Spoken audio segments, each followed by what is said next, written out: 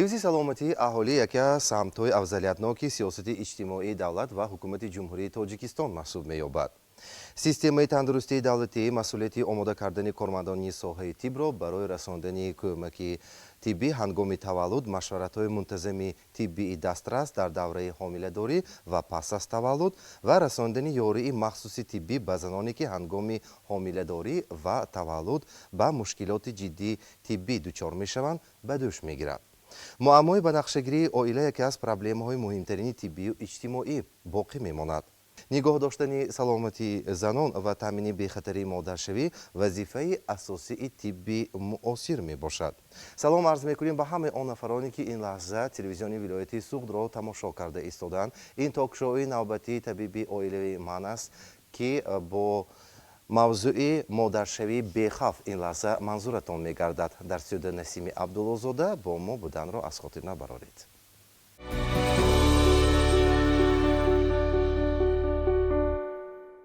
бинандагони гиромӣ, чун анъана имрӯз низ мо ба студия табибон, мутахассисони соҳа, он нафароне ки солҳои зиёд дар ҳамин самт кору фаъолият бурда истоданд дават кардем ва мехостем ки ба мавзӯи имрӯзаи мо бобати модаршавии бехавф бо маслиҳату пешниҳодҳои мутахассисон равшанӣ андохта бошем. нахуст саволи мехостам ки ба табибон дода бошам. бигӯед ки омодагӣ пеш аз ҳомиладорӣ умуман чӣ маъно дорад ва чӣ гуна бояд занҳо ба ин чиз омода шаванд? асосгузори сулҳу ваҳдат, пешвои миллат, муҳтарам президенти ҷумҳурии Тоҷикистон Эмомалӣ Раҳмон дар баромадҳои худ якчанд маротиба таъкид менамоянд ки ҷомеаи солим аз оилаи солим барпо меборад. барои чӣ? барои он ки танҳо модари солим метавонад кӯдаки солимро ба дунё орад. омодагӣ ба ҳомиладорӣ ин яке аз марҳилаҳои муҳиме дар ҳаёти зан мегузарад. яъне ки ин чиро ифода мекунад? зан бояд пеш аз ҳомиладорӣ аз муоинаҳои умумӣ ва махсусӣ гузарад. ин аз чӣ иборат аст? муоинаи тиббии лабораторӣ, яъне супоридани хун ба ҳар гуна таҳлилҳо ба монанди ба намуди гепатитҳои Б, С, Е, Делта. ба ҳамаи шумоён маълум мешад ки намудҳои гепатитҳо хеле зиёд шудаанд. ба бемориҳои вируси норасогии маснуияти одам, ба бемориҳое ки бо алоқаи ҷинсӣ гузаранда. ва муоинаи хусусӣ боз дар чиро иборат мекунад ки агар дар зан ягон бемориҳои экстрагениталӣ, яъне ин чӣ хел намуд беморӣ? камхунӣ, бемории фишорбаландӣ, диабети қанд, фарбеҳӣ, газакҳои илтихоби роҳҳои пешобрав, гурда, илтихоби узвҳои занона бошад. ва яке аз омилҳои асосӣ ба омодагӣ пеш аз ҳомиладорӣ ин ифодаи онро мегӯяд ки яъне ки агар ин омодагӣ гузарад дар ҳар як оила, хавфи тавлиди кӯдаки нуқсондор, кӯдаки норасид, яъне кам шудани шумораи ҳомиладории бармаҳал, ҳомиладорӣ аз инкишоф бозмонда, ҳомиладорӣ баҳчапартоиҳои мунтазамро ва дар охир метавонад ҳам ба кам шудани фавти модарон ба 50% онро коҳиш дода метавонад. ин вазифаи на танҳо як худи зане мебошад ки ба ҳомиладорӣ тайёр мешавад. ин вазифаи аҳли оила, аз он хусус шавҳар, падару модар, наздикони зан мебошад. яъне ки агар занро дар ин раванд наздикон ва хусусан шавҳар дастгирӣ намояд, ӯ бо аз ин марҳилаҳо бо оромӣ, ба тамкинӣ, бемушкилӣ вай боварӣ комил дорад ки яъне вай пуштибон дорад. яъне вай ҳамеша аз дасти мададро ҳис мекунад. ва барои ҳамин ҳам омодагӣ пеш аз ҳомиладорӣ хеле вазифаҳои бисёрро дар бар мегирад. яъне ба ин боз ҳам дигар омилҳо мусоидат мекунад, яъне омилҳои ҷисмонӣ, сайру гашти озодона дар тарафи шабона, шиноварӣ, йога, ғизои солим. ин яъне дар истеъмоли витаминҳо, микроэлементҳое ки дар тамоми меваи сабзавотҳои мо иборат мебошад, онро истеъмол кунанд. ғизои пур аз сафеда дошта, ғизои пур аз оҳан, калтсий, яъне ки ҳамин маводҳоро зан бояд пеш аз ҳомиладорӣ истеъмолашро дуруст ба риоя монанда истеъмол кунад.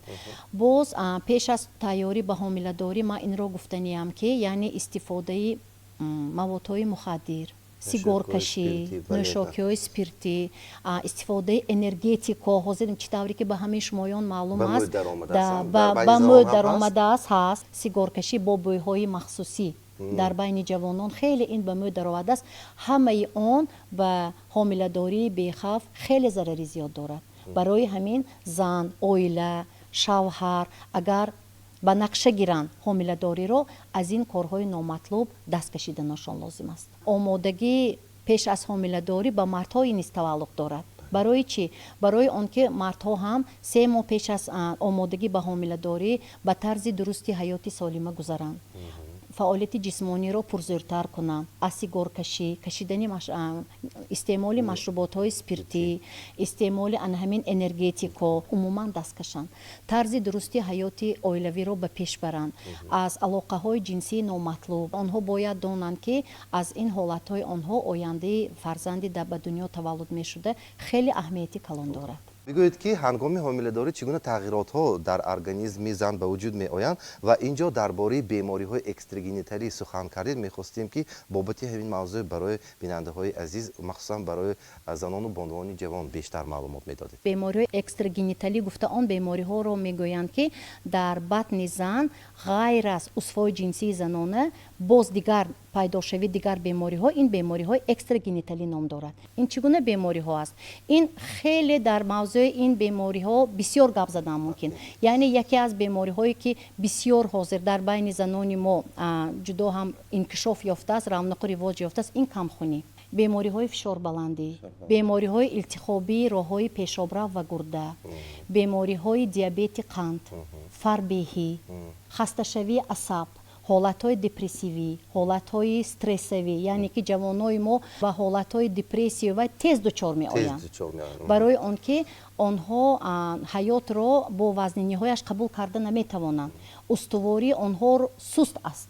агар мо ин бемориҳоро сари вақт табобат накунем, дар вақти ҳомиладорӣ ин ба бисёр оризаҳо дучор мекунад зани ҳомиладорро. ҳар як зани ҳомила дар бораи ғизо, истироҳат, гигиена ва хатари телефонҳои мобилӣ дар бораи мӯд гуфтем, чиро бояд донад? тавлид намудани кӯдак яке аз вазифаи муҳимтарин ва асоситарини зан ба ҳисоб меравад ва тавлид намудани кӯдаки солим бошад маҳз аз ғизои зан. тарзи ҳаёти солими зан вобастагии хеле зич дорад.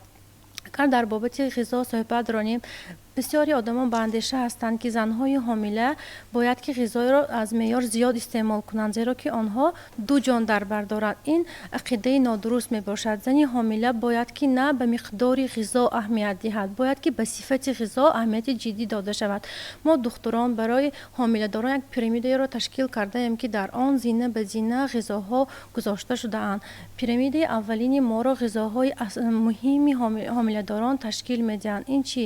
маҳсулотҳои нонӣ, биринҷӣ, донагиҳо мебошанд ки зан бояд онро дар давоми рӯз то 3 маротиба истифода барад. зинаи дуюми пирамидаи моро ин сабзавотҳо ва меваҷотҳо ташкил медиҳанд. зани ҳомила бояд ки аз ҳар вақта бештар сабзавот ва меваҷотро истифода барад. барои чӣ? барое ки организми ӯ дар ин марҳилаи ҳаёташ бисёртар ба витаминҳо эҳтиёҷ дорад. сабзавоту меваҷотҳо бояд ки ба мутобиқати 2:1 истифода бурда шавад ва мехостам таъкид намоям ки занҳои ҳомила бисёртар диққат диҳанд ки сабзавоту меваҷотҳое ки дар кишвари худи мо кошта мешаваду парвариш карда мешавад истифода баранд, зеро ки дигар сабзавотҳое ки аз давлатҳои хориҷа оварда мешаванд ба организми зан мумкин ки мутобиқ набошанду ба ӯ ягон аллергияро дучор шавад. зинаи сеюми хӯроки зани ҳомиладорро бояд ки маводҳои калсидор ташкил диҳанд. ин ба монанди шир, ҷурғот, панир мебошад ва бисёртар ман ҳамчун табиб ба ҳомиладоронам тавсия медиҳам ки дар як шабонарӯз ақаллан зани ҳомила як намуди ғизои калсидорро истифода барад. мегӯям матлан имрӯз шумо тухм истеъмол кардед, пагоҳ шир, басфардо ҷурғот, ки ин организми занро бо маҳсулоти калси бой гардонида мешавад ва кӯдаке ки инкишоф ёфта истодааст низ бо калси бой мегардад. зинаи дигари пирамидаи моро маҳсулотҳои гӯштӣ ташкил медиҳанд. зани ҳомила чун ҳар вақта бисёртар ҳангоми ҳомиладорӣ ба оҳан муҳтоҷи зиёд дорад ва маҳсулоти гӯштӣ бошанд дар таркибашон маводҳои оҳанро зиёд доранд. гӯшти гов, гӯсфанд, мурғ мегӯем, гӯштҳое ки аз чарбу кам буда бо гӯшти тоза бисёр мебошанд ва занҳое ҳастанд ки шароити бисёри гӯшт истеъмол карданро надоранд. با آنها توصیه داده می شود که به جای گوشت محصولات های گریچکا یا دانگی ها را استفاده برند به مانند نخود، موش، لوبیا که اینها نیز سفیده می باشند و ارگانیسم زن خیلی مهم می باشند. از همه زینه آخران پیرامید ما را موادهای شیرینی، قند و شیرینی ها تشکیل می دهند که زنها را ما توصیه می دادیم که این موادها را کمتر استعمال کنند، زیرا که این موادها باعث گرفتار شدن هم کودک آنها و خود به الرژی ها می باشد و یا که زن هنگام حامله‌داری و استفاده موادهای چربیگی و شیرینی می تواند که وزن زیاد را به خود گیرد و این نیز به هنگام تولد و هنگام حامله‌داری به عارضه های زیاد می تواند که دچار شود. و اینچنین می خواستم درباره کمتر نمک قید کرده باشم که ما طبیبان توصیه می دهیم که زنهای حامله در دوام حامله‌داری در یک شبانه روز تا 6 گرم نمک استفاده برند. این مقدار کم می باشد. یک قاشقچه خرد برای آن که تصدیق گردیده است که زنهایی که نمک را بسیار استفاده میبرند به بیماری های دل و رگ‌ها، بیماری‌های قلبی، فشار بلندی و علت‌های معنی‌سری بسیارتر گرفتار میشوند و برای پیشگیری کردن این بیماری‌ها ما توصیه میدیم که به زنها نمک‌ها را کمتر استفاده برند. این چنین برای خوب انکشاف یافتن حامله‌داری استفاده تلفن ها را قید کردید. حاضر ما در عصر 21 زندگی میکنیم. عصر اینوواسیون تکنولوژی می باشد. هر یکی ما نه کمتر از یک تا تلفن داریم. بسیاری ما به نزدیک خود نگاه می داریم. هنگام خواب رفتن در بالین جاگاه نگاه می داریم که این یک تاثیرات خیلی هم جدی منفی خود را در ارگانیسمی که نو انکشاف یافته ایستاده است می رساند و زنها خواهش می کردند که هنگام حامله‌داری اقلا هنگام حامله‌داری کمتر از همین عادت‌ها دست کشند، تلفن‌های خود را هنگام ضرورت استفاده برند و هنگامی که خواب می‌روند در خانه خواب نگاه ندارند. سیر و گشت در هوای تازه اقلاً 2 مرتبه در یک روز توصیه داده می‌شود و خواب زن نیز خیلی مهم می‌باشد و محض هنگامی که زن خواب می‌رود و نیرو می‌گیرد مبادله ماده‌ها می‌گذرد که زن حامله باید که در یک شبانه روز اقلاً 8 ساعت خواب رفته باشد. و می‌خواستم درباره لباس کمتر صحبت کرده باشم. بسیاری زن‌های ما های بلند میپوشند. این خیلی زیبا است که خودش حامله داری این یک تاثیرات به ارگانیسم می باشد. وقتی که زن لباس های پاشنه بلند می پوشد یا که این با یک تاثیر منفی خود را به ستون مهره زن رسانیده آینده می تواند که به یگان بیماری های ستون مهره آورده رساند. مشکلات حامله داری میگویند که اصلا حامله داری هم مشکلات خود را دارد. همین مرحله علامت های آگاه کننده خوف است. وقتی که همین علامت ها پیدا میشوند چی باید کرد؟ چی باید کنند زن های حامله؟ در وقت حامله داری نشانه‌های خطرناک حامله داری هم نیز دیده می شود که این را باید ما اهمیت جدی رسانیم تا اینکه به عارضه ها آورده نرسانند. نشانه‌های خطرناک حامله داری این خونروی از راه‌های ولادت، یعنی که سبب اساسی خونروی از راه‌های ولادت این میتواند بچه پرتای برمحل شده، تواند کوچیدنی مشیمه درست جایگیر شده، اینچنین پیش آمدی مشیمه. دیگر نشانه‌های خطرناک این دردی سختی سر، ویرانشوی بیناییش، قیکنی در دل بهوزری در مرحله دومی حامله داری، زردشوی، ورمی پایها، دستها که ناخوش پیدا می شود. اینچنین در بعضی حامله دار اختلاج، یعنی که وقتی که بیهوشی زن به نظر می رسد. برای همین این عارضه ها به فشار بلندی حامله داری اگر پیشگیری نکنیم به فشار بلندی حامله داری، یعنی که ما طبیبان میگوییم پری اکلامسیا یا اکلامسیا آورده می رساند. برای همین هم به این علامت‌های خطرناک باید زنی حامله دار و نزدیکانشون اهمیت دهند. دیگر نشانه خطرناک این درد در شکم، یعنی که این هم میتواند وقتی که درد سخت شکم شود علامتی سرشوی ولادت، یا اینکه اگر دردی منتظم پیدا شده خاموش نشود و درد میتواند به کوچیدنی مشیمه و خونروی آورده میرساند، چنان که در بالا گفتیم. و باز نشانه خطرناکی که حامله داری در وقت حامله داری آشان دیده می شود حرارت بلندی یا تب لرزه. این زنی حامله دار می تواند سرایت یافته باشد، به بیماری های سرایتی دچار می شود. ریختن آبهای نزد طفلی هم نیز علامتی خطرناک می باشد در وقت حامله داری. برای همین هم وقتی که آبهای نزد طفلی می رود باید زنی حامله دار نیز به این اهمیت دهد. اینچنین پسشوی یا نجنبیدن طفل در بطن مادر، یعنی که اگر در دوام 24 24 ساعت زنی حامله‌دار جنبش طفلش را حس نکند باید حتما به نزدیکانش گوید و وقتی که چنین نشانه‌های خطرناک حامله‌داری پیدا می شود باید البته به دکتری منطقوی خود آگاهی نماید و خویشاوندانشان را نیز آگاهی نموده ما دکتران حرکت میکنیم که هر یک زن را آماده کنیم که به کدام مؤسسه طبی باید روانه کرده شوند وقتی که چنین نشانه خطرناک پیدا میشود نزدیکانشان میترسند وهم میکنند برای همین هم ما با آنها صحبت گذرانده آیدی همین نشانه ها پیدا شود که تلفن های خود را هم میدهیم و کدام به مؤسسه باید روانه شوند در شب باشد باید حتما با آنها مصلحت کرده با آنها آگاهی خود را میرسانیم. باز یک سوال دیگر میخواستیم به شما پیشنهاد کنید داروهای توصیه شونده که شما به زنان حامله‌دار توصیه میدهید مینویسید استفاده آنها پیشگیری کننده است و اهمیت آنها برای ارگانیسم زنی حامله‌دار چگونه تاثیر میرساند؟ موافق پروتکل کلینیکی یاری تا ولادتی هنگام حامله‌داری فیزیولوژی چاره‌بینی‌های پیشگیری کننده برای زن‌های حامله‌دار در آنجا نوشته شده است. هر یک زن حامله‌دار باید 3 ماه پیش از حامله‌داری و تا 12 هفته حامله‌داری باید ترشی فولاد را استعمال نمایند. برای چی آن را ما توصیه می‌دهیم؟ برای پیشگیری نقصان نایچه عصبی طفل یعنی که اسپینا بیفیدوم باید که هر یک زن حامله‌دار 0.4 میلی گرم در یک شبانه روز ترشی فولاد را استعمال نماید.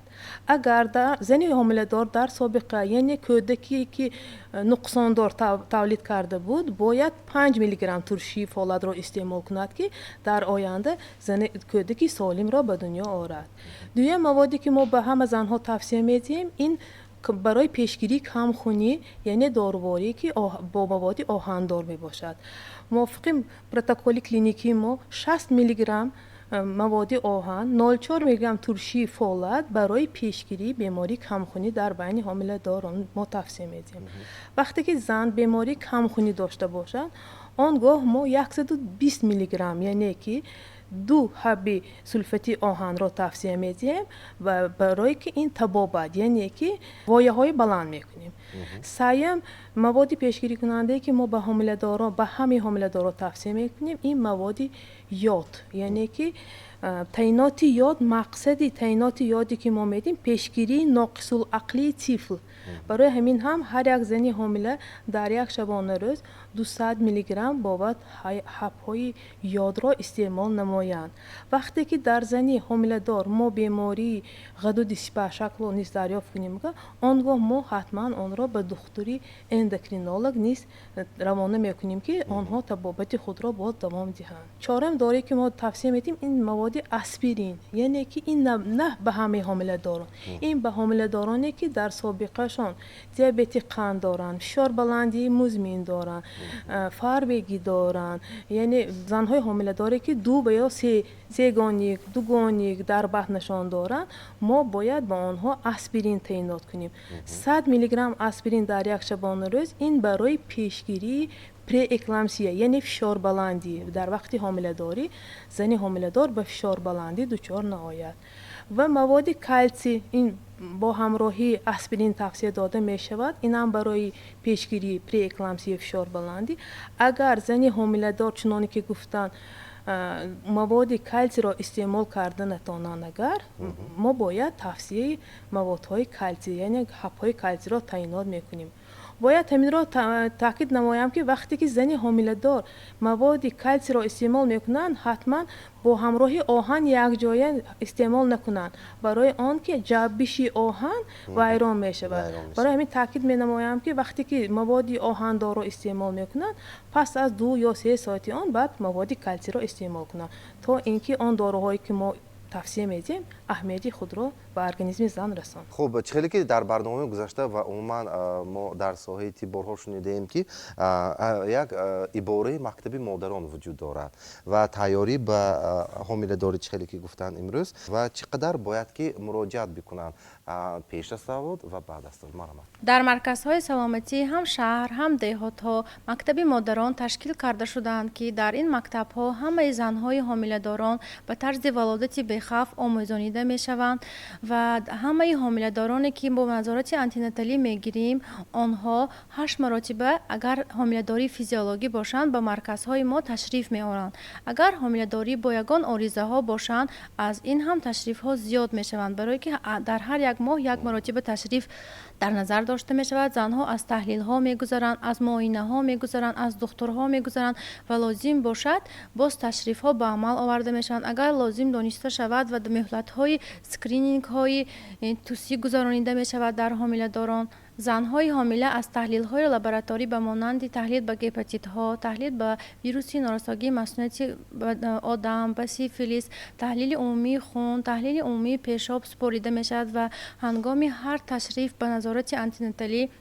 ما از حامله‌داران سطح گیموگلوبین آنها معاین کرده می شود، سطح سفیده پیشاب آنها معاین کرده می شود، وزن بدن زن چین کرده می شود، فشار خون زن چین کرده می شود، بلندی قری بچه‌دان، دلزنی طفل سنجیده می شود هنگام هر یک تشریف حامله‌دار به مرکز نظارت آنتیناتالی.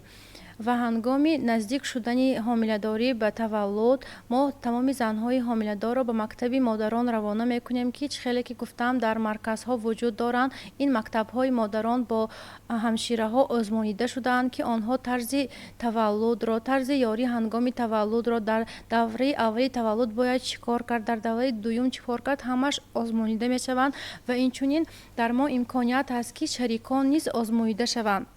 و یک شرط هست که بسیاری کس همین چیز را نمیدونن، سوال میتونن برای در تولد اشتراک کردن شریک باید که شریک از همه تحلیل های لابراتوری گذشته باشد، آزماییده شده باشد، آماده باشد و تحلیل استافیلوکوک مالشک به استافیلوکوک حتما سپاریده باشد و هنگام سپاریدن همه این تحلیل ها شریک میتواند هنگام ولادت با زن در ولادت اشتراک نماید.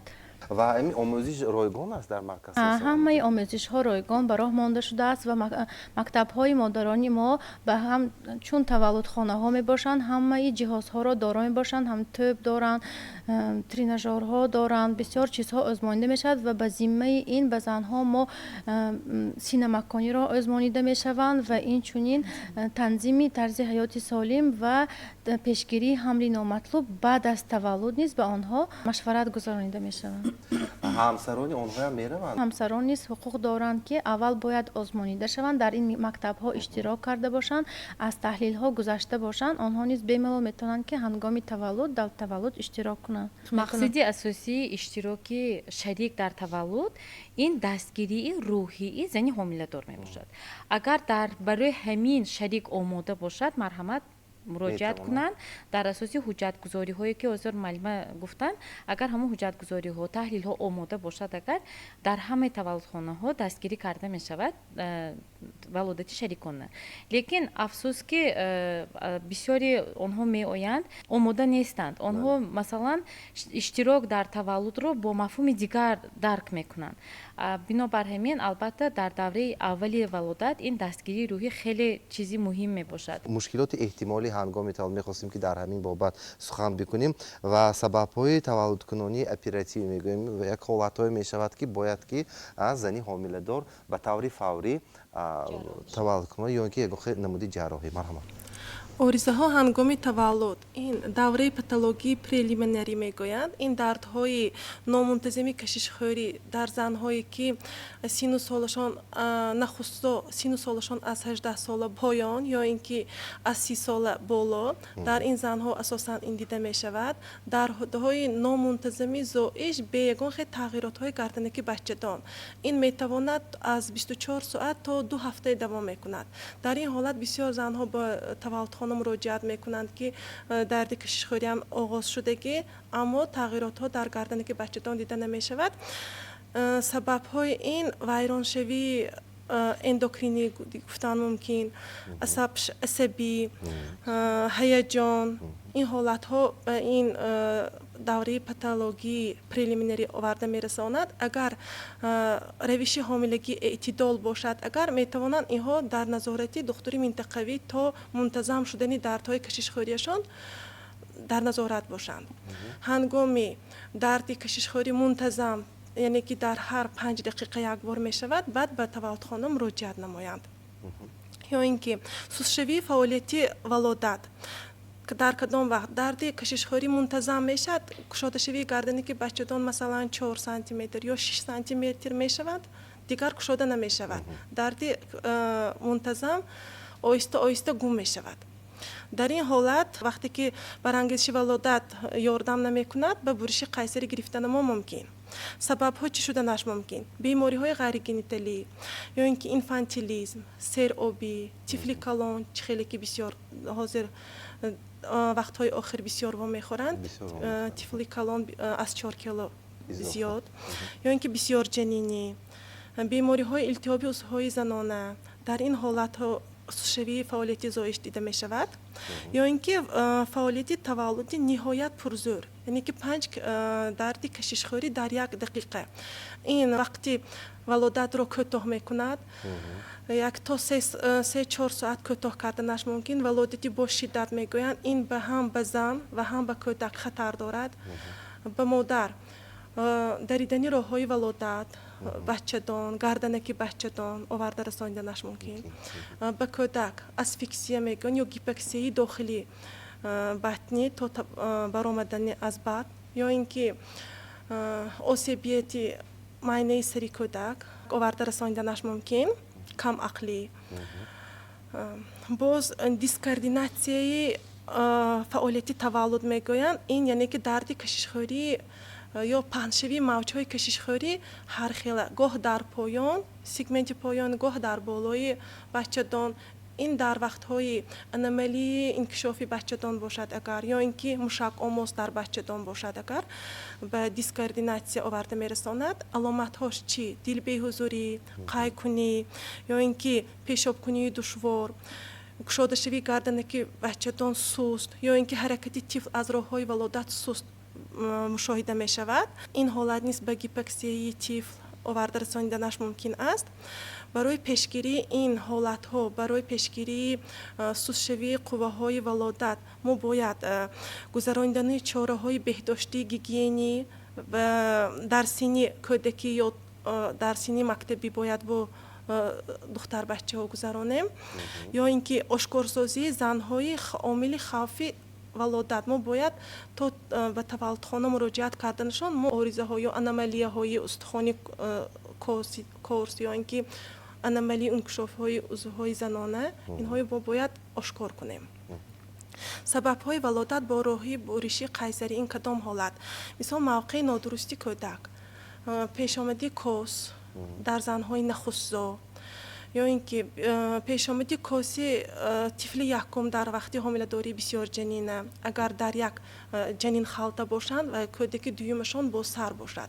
در این وقت مشکلی به تولد شوی تا کودک یک آورده رساندنش ممکن در این حالت بهتر میشد برش قیصری کنند یا اینکه موقع کندلنگی طفل افتیدنی می شود که تا ولادت ریختن آبهای نزد طفل مشاهده می شود و با این راه های ولادت گشادگی نه افتیدنی بندی نوف مشاهده می شود در این حالت هم تعجیلی ما باید زن را به برش قیصری گیریم یا اینکه کاسی تنگ آناتومی دوم درجه می گویند کاسی تنگ رخیتی هست یا اینکه کاسی تنگ فونکسیونالی که در وقتی ولادت بها داده می شود تولد ابسترکتیوی می گویند این در وقتی گشاده شوی گردنکی بچه‌دان قریب که پره وقتی زورزنی سری کودک به کاسی خرد نمی درآید در این حالت گذشتنی سری کودک از راه‌های ولادتی یگانچه مانعی می کند در این حالت ما به برش قیصری می رویم یا اینکه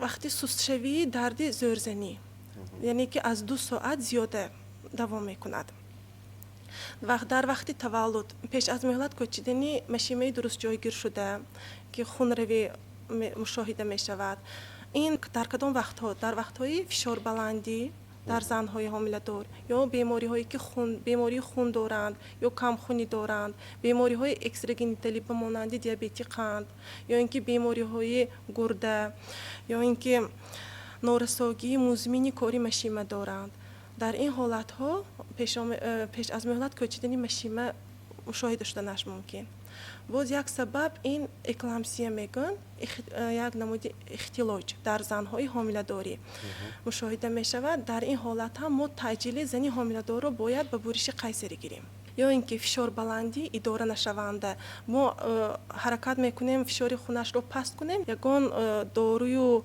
ҳаракати мо ба вай таъсир намекунад дар ин ҳолат ҳам маҷбур мешавем ба буриши қайсарӣ равем.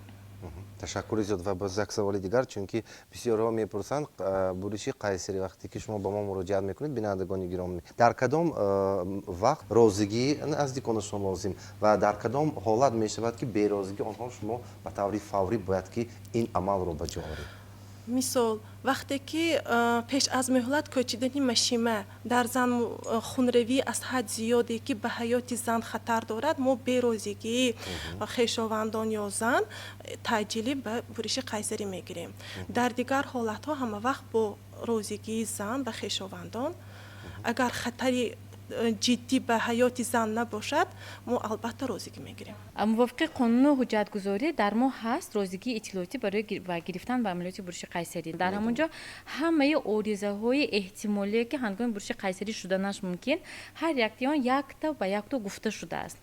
лекин дар ҳолатҳои таъҷилие ки мо ҳатто ҳолатҳои хатарнок ба ҳаёти ҳам модар ва ҳам кӯдак бошад ҳам мо кӯшиш мекунем ки берозигӣ бемашваратдиҳии хешовандон ба ҷарроҳӣ нагирем. мо албатта даъват мекунем ё ин ки амалиёти буриши қайсарӣ оғоз шуда бошад ҳам ҳатман хешовандон ё ба тариқи телефон агар дар он ҷо набошанд агар ё ин ки бо розигии худи зан албатта аввал мо ҳуҷҷатгузориро омода карда баъд ба ҷарроҳӣ мегирем. лекин гузаронидани буриши қайсарӣ ин пеш аз ҳама бо мақсади паст кардани фафти модар ва паст кардани фафти перинаталӣ ё ки фафти навзод гузаронида мешавад.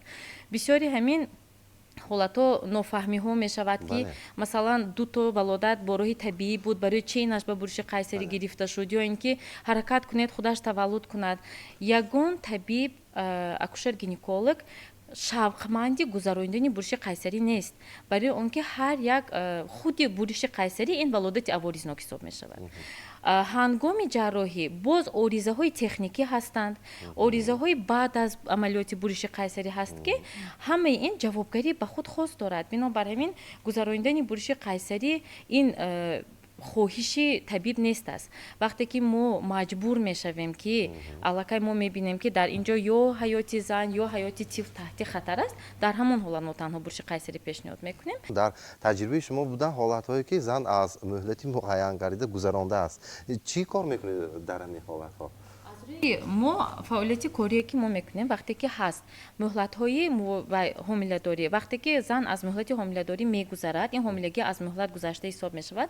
марказҳои саломатӣ ҳатман ба муассисаи статсионар яъне ки ба таваллудхона роҳхат дода мефиристонанд.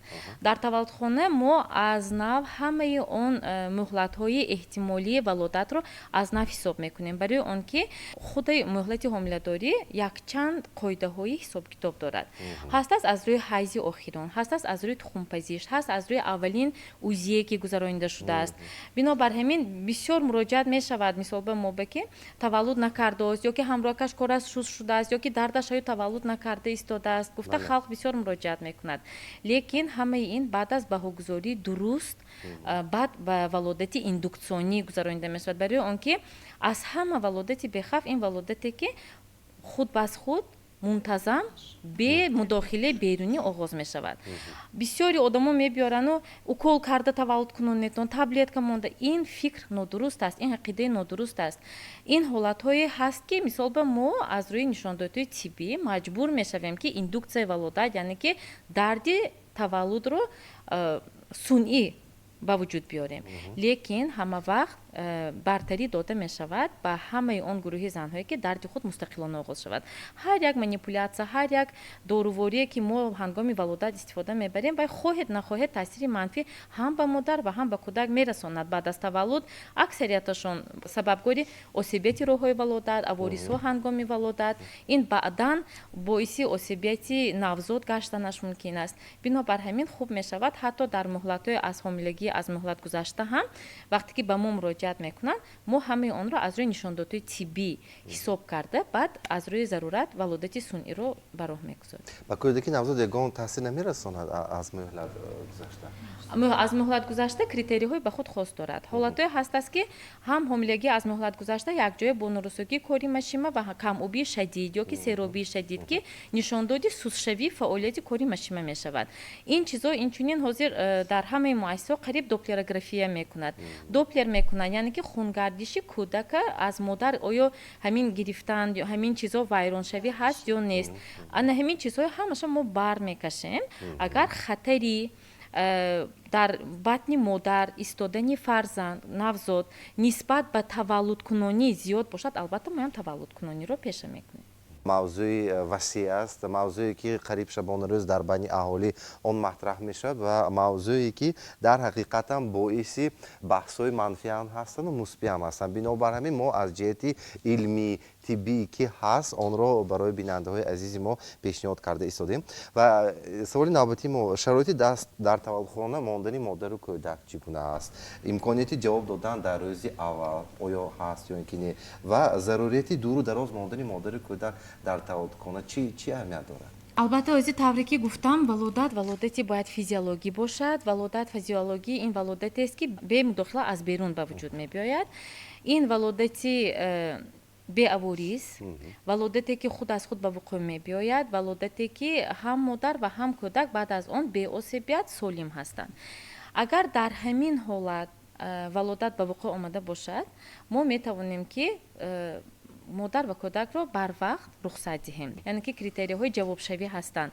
Агар ҳолати модар қаноатбахш бошад, ҳолати кӯдак қаноатбахш бошад, ҳам аз тарафи акушер-гинеколог муоина мешавад, ҳам аз тарафи табибони навзод муоина мешаванд ва ин инчунин масъалаи ҳуҷҷатгузорӣ дар сатҳи лозима, мисол ба додани шаҳодатномаи навзод агар ба модар дода шуда бошад, инчунин гурӯҳи вакцинаҳое ҳаст ки бояд ки дар таваллудхона гузаронида шавад.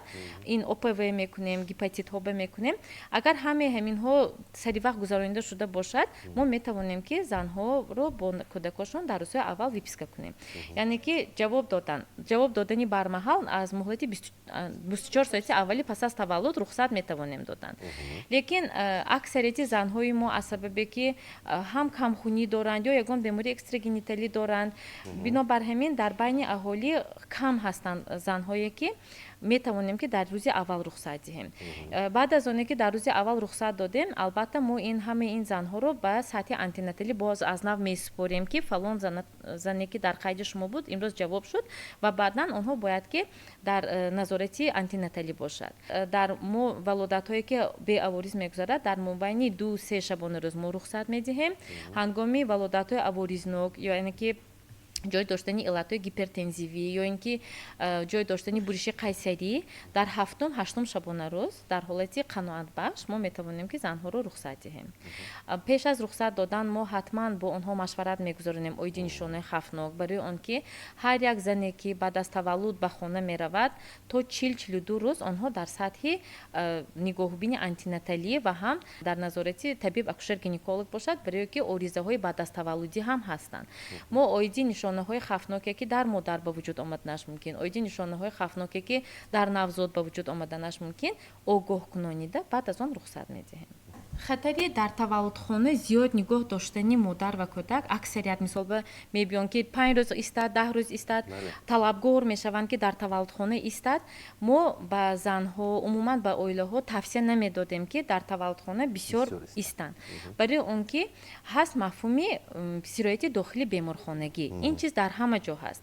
Барои он ки мо кормандони тиб сарукор мекунем на танҳо бо ҳамун индивидуалӣ, фақат бо ҳамун модару кӯдак не. Мо бо тамоми бемороне ки дар таваллудхона доранд вай мекунем, сару кор мекунем.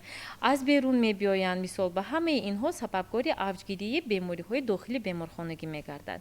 Бинобар ҳамин чӣ қадаре ки таваллуд беориза гузараду чӣ қадар онҳо تستر به خانه رخصت شود همین قدر هم برای مادر و هم برای کودک خوب است برای آنکه وقتی که آنها آزاد تولد می شود بدن آنها باید که میکروفلورایی بیرون به مطابق شود بدن و روده های آنها باید که به شیر مادر مطابق شود یعنی که مهلت مطابق شوی کودک چقدر که در محیط خانه آغاز شود همین قدر بهتر است هست حالتایی که مثال به در تولدخانه ما شعبه نوزادانی بیمار هست بعضی حالتایی می شود که ولادت‌های واریزناک یا که کودکانی کم وزن تولد می شوند نگاهبینی بدنه کودکانی کم وزن تا 28 شبانه روز بعد از تولد ما می توانیم که در شعبه نوزادانی بیمار دوام دهیم در اینجا از روی نشانده‌های طبی آنها دورندراز می توانند که در مؤسسه ما نگاه داشته شوند تنها با این سبب و سوال آخرین پس از تولد چند مرتبه آنها باید زیر نظارت طبیبان قرار بگیرند چند بار باید که بازم به مرکز سلامتی مراجعت بکنند مرحمت وقتی که زنی حامله دار از تولدخانه جواب می شود و تولدخانه با ما آگاهی می دهند که این زن را به خانه آنها رخصت دادند ما باید زنی حامله را در دوام 3 روز 7 روز 10 روز و در هر هفته تا 42 روزی بعد تولد در قید ما می ایستند ما وقتی در وقتی خبرگیری زنی تولد کرده البته چنانی که گفتن آیدی صحبت ها آیدی غذای سالم سیر و گشت در هوای تازه طرز حیاتی سالم این چنین درباره سین مکانی البته صحبت میگذرانیم و همین را باید تاکید کرد که آیدی فاصله بین تولد رعایت کردن فاصله بین تولد یعنی که برای هر یک زنهای جوان ما باید که توصیه کنیم که اقلا 2 سال باید فاصله را رعایت کنند تا اینکه ارگانیسم زن برقرار شود پس از تولد هم به کودک تنها شیری مادر دادن در کار که اهمیتی کلان دارد برای همین هم برای رعایت کردن فاصله تولد در مرکزهای سلامتی موادهای پیشگیری حامله داری و طور رایگان به همه زنها داده می شود عاید همین موادهای پیشگیری حامله داری هم ما با آنها صحبت میگذرانیم و آن بیماری هایی که در وقت حامله داری و پس از تولد پیدا شده بود به مانند بیماری کم خونی بیماری گرده فشار بلندی آن را باید حتما زنی تولد کرده تست و تبابت کنند که در آینده در وقت حامله داری آیندهشان به سلامتی خود و کودکی آنها ضرر نرساند. تشکر زیاد و در فرجام برنامه میخواستیم که مصلحت و توصیه و تمناهای شما رو به بیننده‌های عزیز به مادران و مادران جوان و دخترانی که آینده مادر میشن پیشنهاد کرده باشید مرحمت. البته ما به مادران جوان توصیه می دهیم که چقدر که حامله داری خوب گذرد چقدر که دستگیری اویله نسبت همین زنی حامله در خانه خوب براه مانده شده باشد این کفالت ولادت بی عارضه می شود بنابر همین خوب می شد اگر زنهای حامله هم خود آماده شوند و هم اویله آنها را دستگیری کرده باشد. اگر ولادت بی عارضه گذرد البته طفل نوزاد هم سالم به دنیا می آید و آینده نسل سالم در جامعه زیاد می گردد. غمخوری به مادر و کودک این سرمایه گذاری به آینده ملت است. من همینا توصیه میکنم که هر یک زنی حامله دار باید که تا 12 هفته حامله داری به قید ایستند تا که همه آن گفته هایی که در پیش بودن برای پیشگیری عارضه های حامله داری برای همین هم حرکت کرده تا 12 هفته حامله داری به قید باید ایستند. خیلی که میگویند مادری سالم این کودک سالم است به تمام مادران تاجیکستان سالمی را تمنا میکنم. تشکر زیاد. هر یک زنی که قراری مادر شدن را دارد باید درک کند و برای سلامتی خود مسئولیت را به دوش گیرد. این چیز را طبیبان برای شما توصیه کردند زیرا تنها خواهش و هوسمندی خودی او برای تولد کودکی سالم شرطی ضروری نگاهبینی مؤثری پیش از تولد نگاهبینی طبی و نگاهبینی بعد تولد می باشد.